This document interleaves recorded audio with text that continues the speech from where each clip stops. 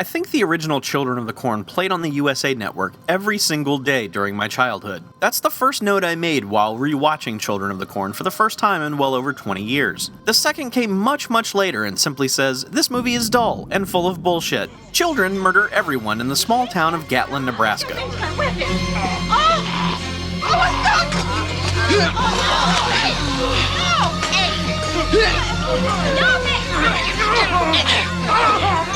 Three years later, Linda Hamilton and Peter Horton inadvertently wind up in town, and the weird cult of lil Republican presidential candidates that exists there now doesn't like their presence very much. But they had a game in music. They're forbidden. Question me not, Malachi. I act according to his will. There aren't many positives I can think of to list for Children of the Corn because, as I said, it's dull and full of bullshit. The only exception might be the weird little man-child playing Isaac, who gets some good freakouts when his goofy cult of Jim Henson's Republican babies turn on him out of nowhere. Don't just sit there. Seize him, punish him, cut him down, I command you. I am the word and the giver of his laws. Disobedience to me is disobedience to him.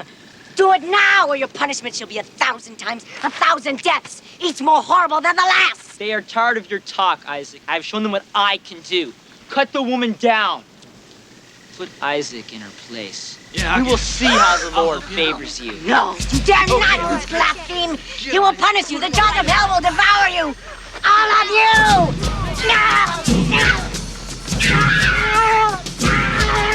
As far as negatives go, well, everything else.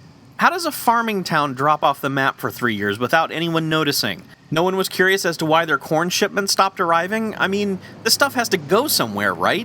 No one wonders why Grandma doesn't send them Christmas cards anymore? Local Doppler radar isn't picking up the violent weather patterns that pop up over town out of nowhere? I also wanted to make a drinking game for every time someone says "seize him" in the movie, but I quickly realized if I did, you'd all be dead. Also this, don't make Linda Hamilton do this. No more books and studies. Now I can stay out late with my buddies. I can do the things that I want to do, 'cause all my exams are through.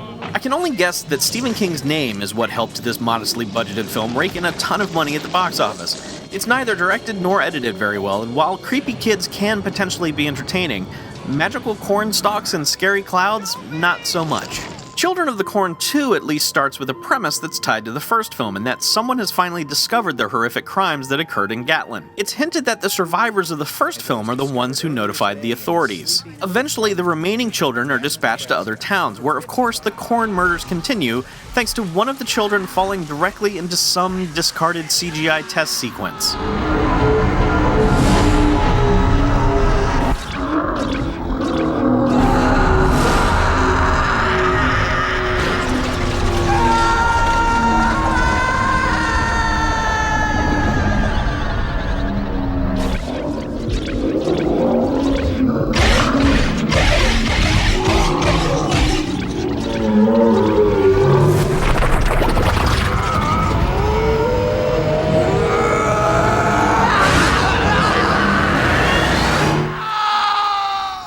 That?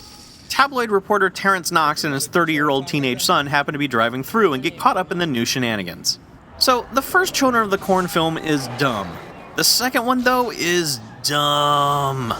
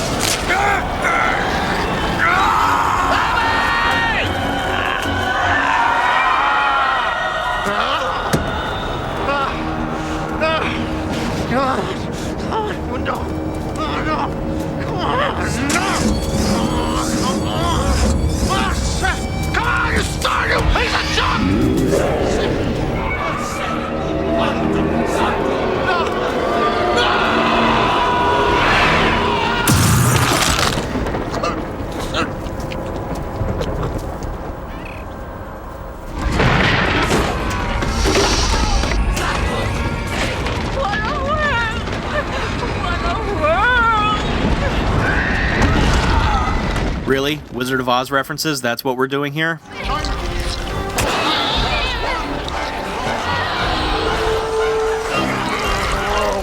This is dumb.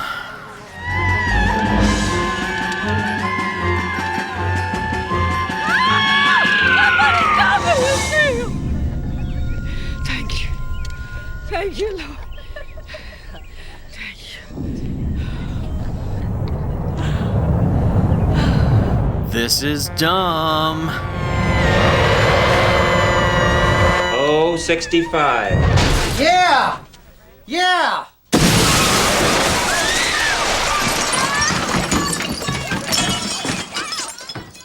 So yeah, this thing is terrible and not worth a look, but I'll give the sequel credit for actually tying into the one before it, and at least it wasn't some quick cash grab of some kind. Thankfully, the rights were snapped up to make this, The Final Sacrifice, the true finale of the Children of the Corn saga, and I'm glad that... I'm sorry, what? What's that? How many sequels? And a remake? Fuck.